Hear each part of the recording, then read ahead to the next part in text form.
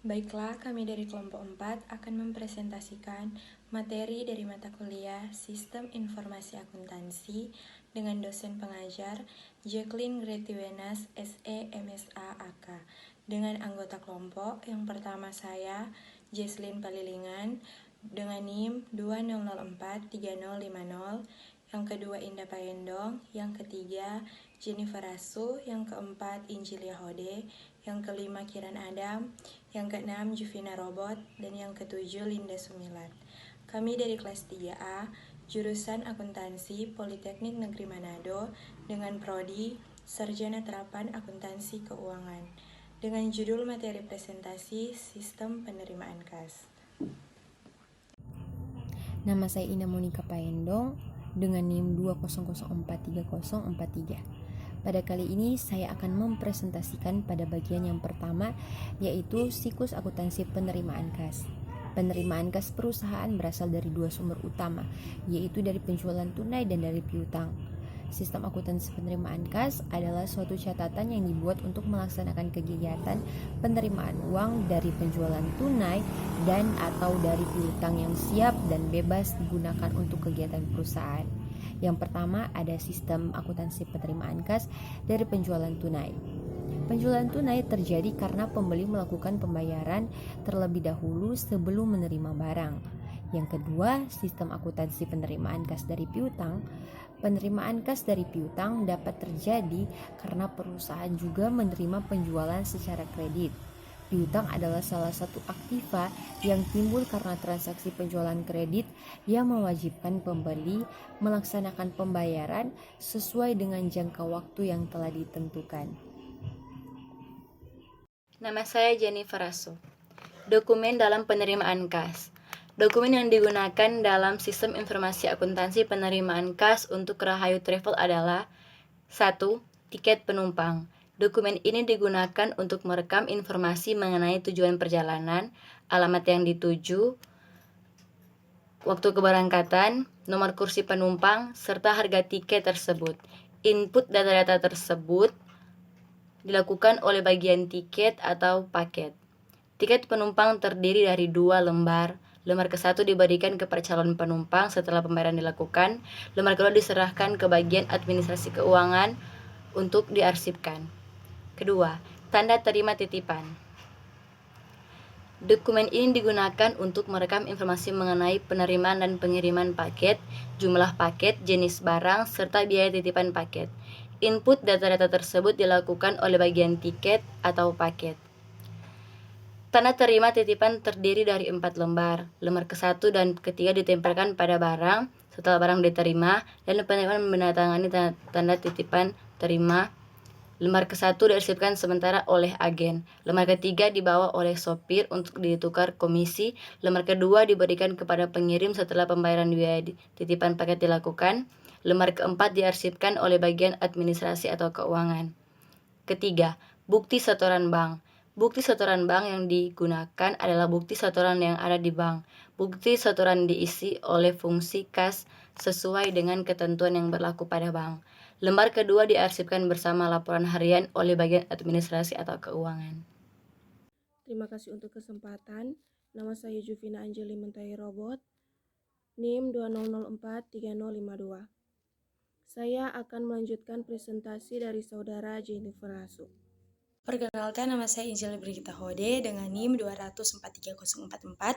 Saya akan melanjutkan presentasi dari saudara Juvina Robot mengenai penerimaan kas dari bagian piutang. Job desk atau uraian kegiatan atau biasa disebut operating list. Yang pertama, pelanggan. Poin 1, menerima SPT dari bagian piutang, kemudian melakukan pembayaran ke bagian piutang, setelah itu menerima faktur lunas lembar 1 dari bagian piutang. Yang kedua, kasir, yaitu mengirimkan faktur ke bagian piutang. Yang ketiga, bagian piutang. Yang pertama, menerima faktur dari kasir. Yang kedua, menerima pengecekan jatuh tempo yang dicatat pada schedule umum piutang atau disebut SUP. Yang ketiga, membuat surat penagihan piutang atau SPT dan dikirimkan kepada pelanggan. Yang keempat, menerima pembayaran atau pembayaran uang dari pelanggan. Yang kelima, membuat faktur lunas rangkap 2 lembar yang pertama dikirimkan ke pelanggan karena pelanggan sudah membayar sejumlah utangnya kepada perusahaan saat jatuh tempo. Lembar yang kedua disimpan sebagai arsip untuk kepentingan perusahaan pada bagian piutang. Yang terakhir, membuat laporan penerimaan kas dari piutang atau LPKP rangkap 2. Lembar yang pertama LPKP lembar 1 yang dikirimkan ke bagian keuangan. Lembar yang kedua disimpan sebagai arsip untuk dokumen perusahaan. Kemudian bagian keuangan menerima laporan penerimaan kas dari piutang. Baiklah, saya Kirana Adam, NIM 20043055. Saya akan melanjutkan presentasi. 4. Pengendalian internal dalam penerimaan kas. Unsur pengendalian intern yang harus ada dalam sistem penerimaan kas untuk Rahayu Travel adalah 1. Organisasi. A. Fungsi penjualan harus terpisah dari fungsi kas. Fungsi penjualan yang merupakan fungsi operasi harus dipisahkan dari fungsi kas yang merupakan fungsi penyimpanan. Pemisahan ini mengakibatkan setiap penerimaan kas dari penjualan tunai dilaksanakan oleh dua fungsi yang saling mengecek. B. Fungsi kas harus terpisah dari fungsi akuntansi. Fungsi akuntansi harus terpisah dari fungsi operasi dan fungsi penyimpanan.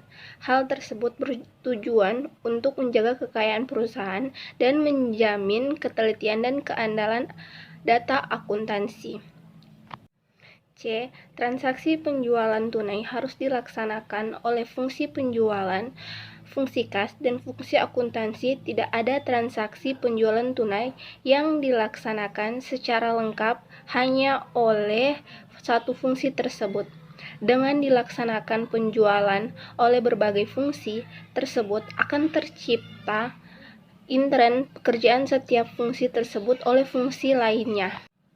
2. Sistem otorisasi dan prosedur pencatatan. A. Penerimaan order dari pembeli diotorisasi oleh fungsi penjualan dengan menggunakan formulir faktur. Penjualan tunai transaksi. Penjualan dimulai dengan diterbitkan faktur penjualan tunai oleh fungsi penjualan.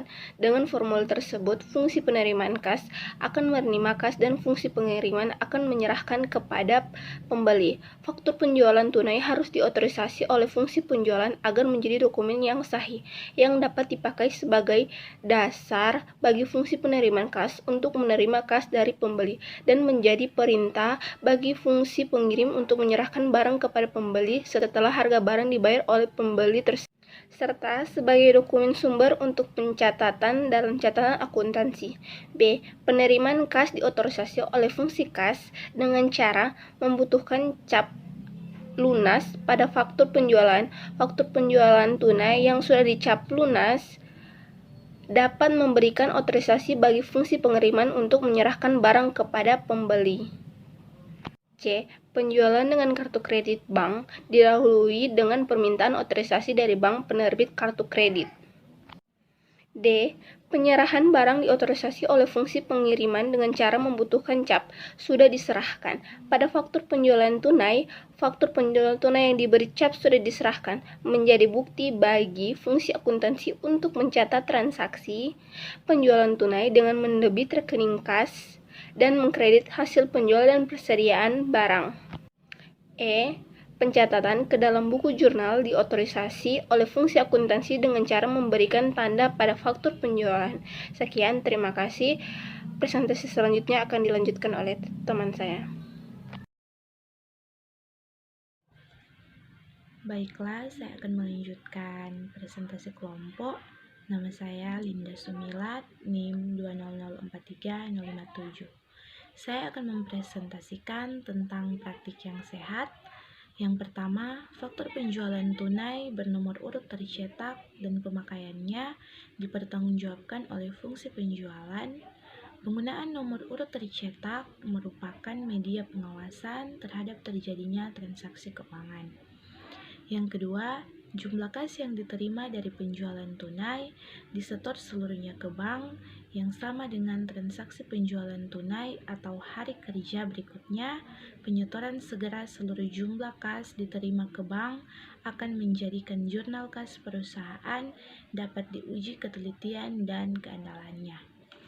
Yang ketiga, perhitungan saldo kas yang ada di tangan fungsi kas secara periodik dan secara mendadak oleh fungsi pemeriksa intern perhitungan kas secara periodik dan mendadak akan mengurangi resiko penggelapan kas yang diterima oleh kasir.